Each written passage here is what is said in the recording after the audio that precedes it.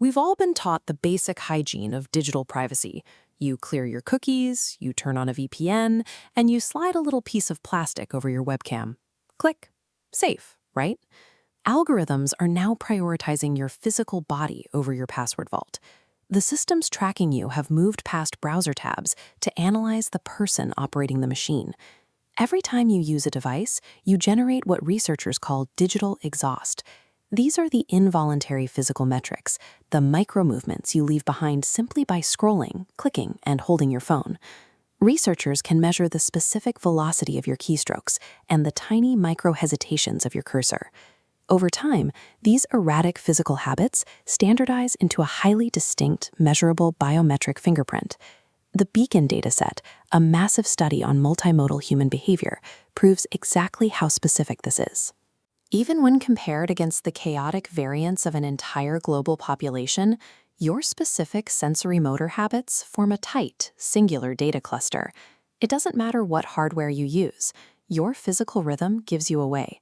Clicking a button to deny cookie consent means very little when you cannot physically stop your own body from producing identifiable biometric signals.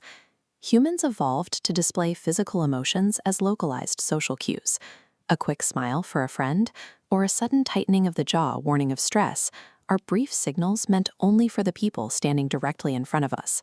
That natural, fleeting privacy is being stripped away by a field called affective computing. These algorithmic systems are designed to rip away the subjective context of our interactions and constantly monitor our inner emotional states. Major tech patents already detail the tracking of highly specific, involuntary facial metrics. They continuously measure your pupillary dilation, track your skin flushing, and your facial muscle tension. This excerpt from an academic paper shows how technology like Eulerian idiomagnification, or EVM, enables this tracking. It allows even moderate quality, standard cameras to detect minute changes in your physiology, like shifting blood flow patterns under your skin that reveal sympathetic stress responses. Consumer wearables then sync this neurophysiological data directly with the environmental stimuli around you. Your smartwatch correlates a spike in your heart rate with the exact advertisement or stressful email you just opened, predicting your mood shifts in real time.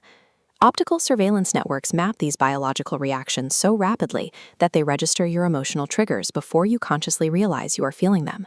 Building this massive data collection infrastructure requires incredible amounts of capital.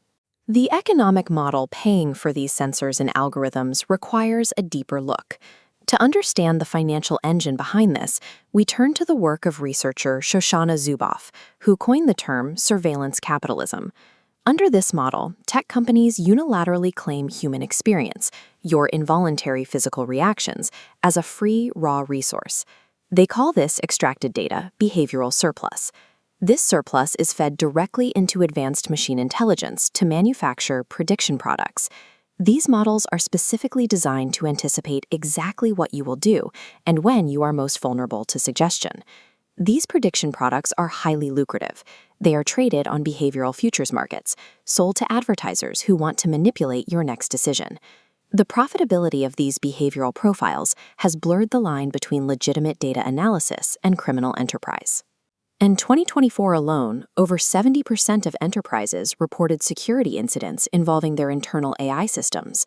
Initial access brokers now infiltrate corporate networks specifically to steal these mapped behavioral patterns and auction them to the highest bidder.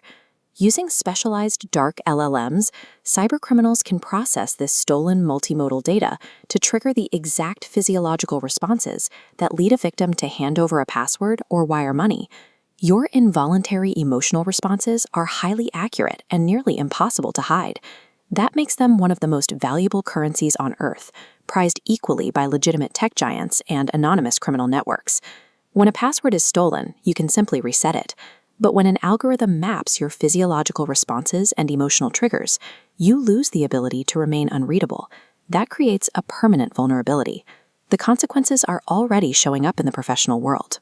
Corporations are establishing wellness and productivity suites that use continuous emotional assessment to monitor employees. Workers who exhibit low energy or fail to display the required positive facial expressions face immediate penalties from burnout detection systems. These AI auditors judge expressions based on rigid behavioral models. If you are neurodivergent or come from a cultural background that displays emotion differently, the system often misinterprets your normal behavior as hostile or disengaged, leading directly to algorithmic discrimination. To fight back, legal scholars are proposing a new framework known as mental integrity rights. The goal is to establish legal boundaries that protect human digital autonomy against constant psychological auditing. Standard defenses like installing ad blockers or using strong encryption do absolutely nothing when the data being harvested is your heart rate and your eye movement. Privacy today is won or lost at the level of the human mind. The next generation's challenge is reclaiming ownership of their